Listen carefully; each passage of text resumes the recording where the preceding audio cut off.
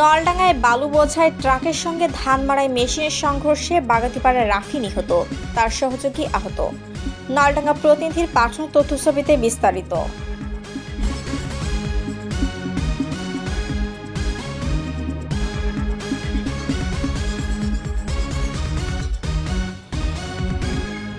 নাটোরের নলডাঙ্গায় বালু বোঝাই ট্রাকের সঙ্গে ধান মাড়াই মেশিনের মুখোমুখি সংঘর্ষে শিফাত হোসেন রাফি নামে ২৫ বছর বয়সী এক যুবক নিহত হয়েছেন।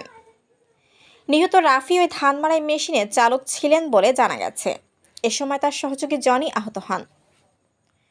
এ ঘটনায় ঘাতক ট্রাক ও চালককে আটক করেছে পুলিশ।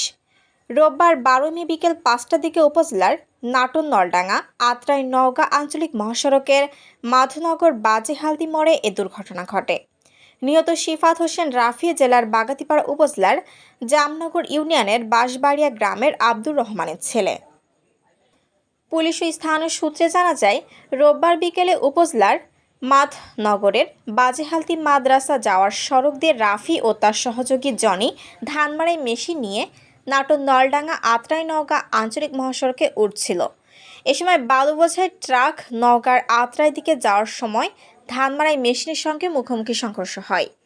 এতে ঘটনাস্থলে ধান মাড়াই মেশিনের চালক শিফাত হোসেন রাফি নিহত এবং তার সহযোগী জনি গুরুতর আহত হন। এ ঘটনায় বালু বোঝাই ট্রাক জব্দ ও ট্রাকের চালককে আটক করেছে পুলিশ। নলডাঙ্গা থানার অফিসার্স ইনচার্জ ওসি মনোয়ারুজ্জামান বলেন, এ ঘটনায় ট্রাক ও তার চালককে আটক করা হয়েছে। নিহত রাফির বাড়িতে খবর দেওয়া হয়েছে। পরিবারের সদস্যরা অভিযোগ দিলে ট্রাক ও চালকের বিরুদ্ধে আইনগত ব্যবস্থা নেওয়া হবে।